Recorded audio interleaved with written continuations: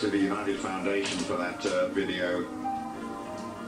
Poignantly snow in the air here at Old Trafford as the fans gather for this very special service, hearing the sounds of the Elliott brass ensemble here on a chilly afternoon, February the 6th, 1958. Those Busby babes will never, ever die. Welcome to Old Trafford on this special day, the 60th anniversary of the Munich air disaster. We have a service here at the ground. We are in Belgrade, where the Busby babes played their last game. And we're also in Munich, where 2 minutes silence will be observed very shortly, with Germany 1 hour ahead of UK time. I'm delighted to be joined up here on the gantry at Old Trafford by Danny Webber and by Alex Stepney. And Alex, this just a huge day in the history of this football club, and you remember exactly, like so many of us do, where you were when you heard the news. Yeah, exactly, Jim. The fact was that I was still at school, last year at school, and during some pocket money I had a little grocery round, and after school, and I just went to this house, and this guy was crying on the doorstep, and he just said to me, I said to him, what's the matter? He said, Manchester United, plane has crashed, somebody are killed. And I couldn't wait to finish my round to go home. We had a little 12-inch television at home in those days to watch the news. And of course, there was no rolling news in those days. We all had to wait for the horrible confirmation. Yeah. Danny, as a young man growing up here in Manchester, how quickly did your parents make you aware of the Munich air disaster?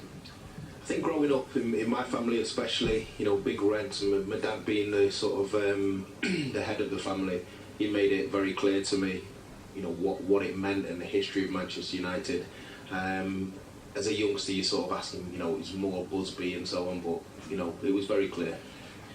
Plenty more from these two throughout the afternoon. Let's go to Munich now. This very profound moment, 3:04 on the 6th of February.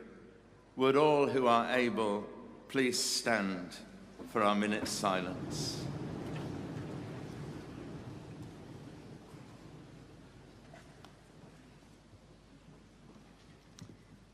Our minute's silence.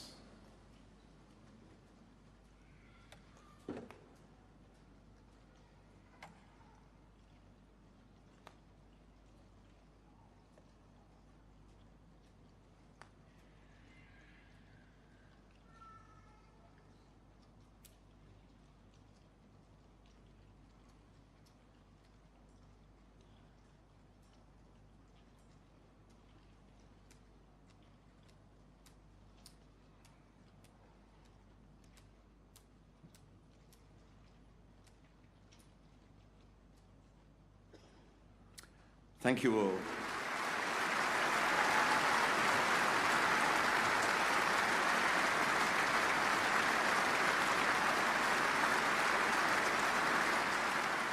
To the close of this memorial service, and we come with a hymn and a prayer.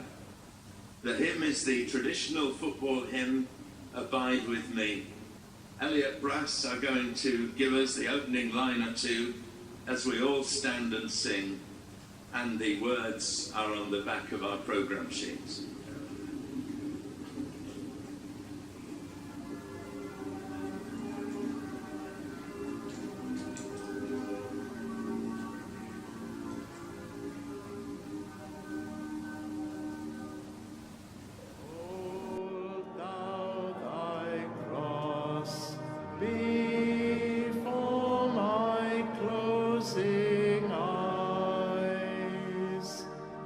Shine through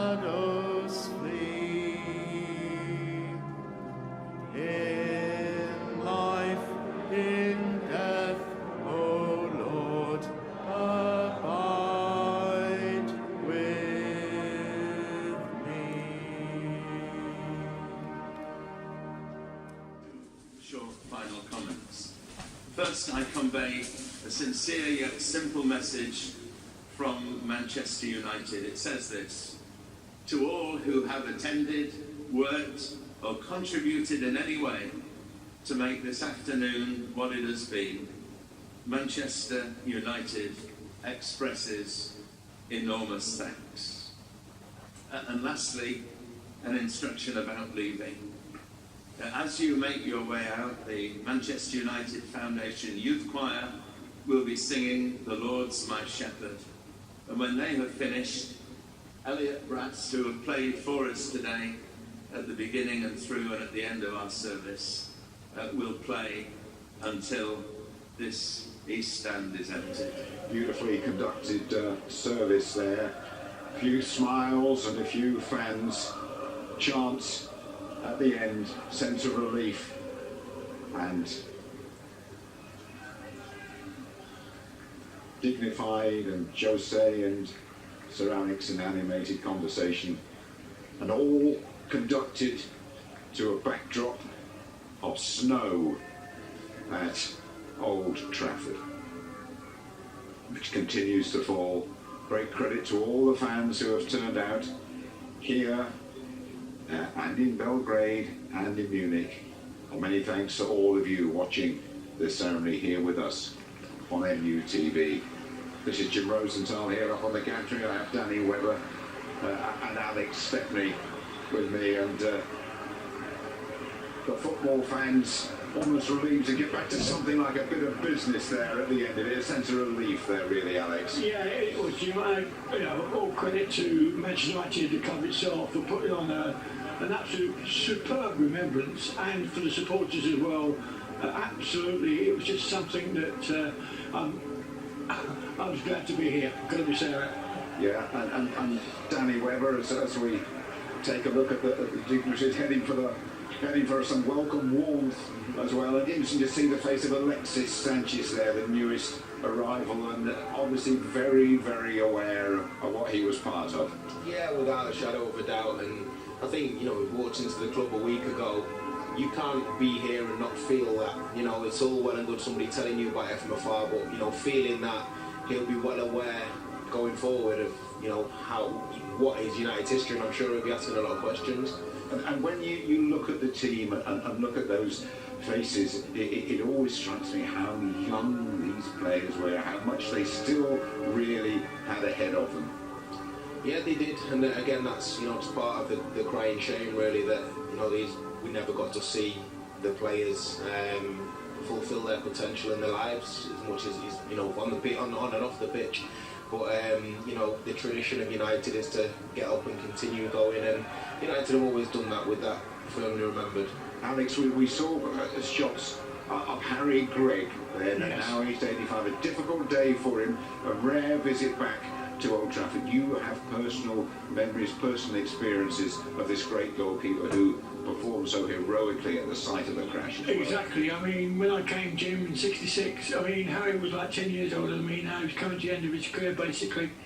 He welcomed me, and that's what Harry was about, because he'd been brought up by Matt Busby, and you were part of a family, and that was the main thing about the club.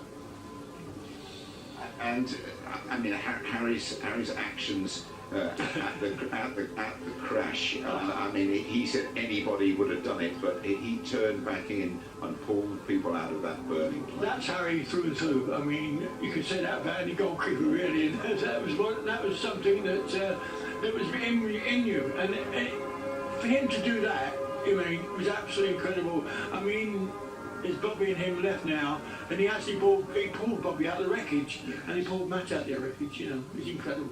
And a word from you, a Mancunian, about the enduring influence of Sir Bobby at this football club. You know, I touch a lot on feeling, and there's only certain people that you come across in your life that have an impact on you, whether they speak to you or not.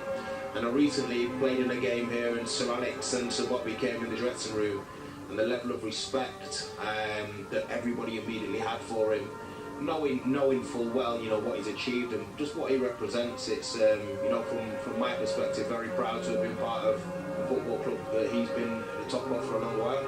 And just one aspect of the aftermath of that, 13 days, 13 days later, Bobby and Bill Foulkes played in an FA Cup tie. I mean, it doesn't bear thinking about that. It would not happen now, would it? It wouldn't happen now. I mean, there's so much sort of health and safety and, you know, surrounding the game and so on, but also the character of people. You know, it's changed so much, and to even contemplate, you know, being involved in something like that and 13 days later getting up and playing a game is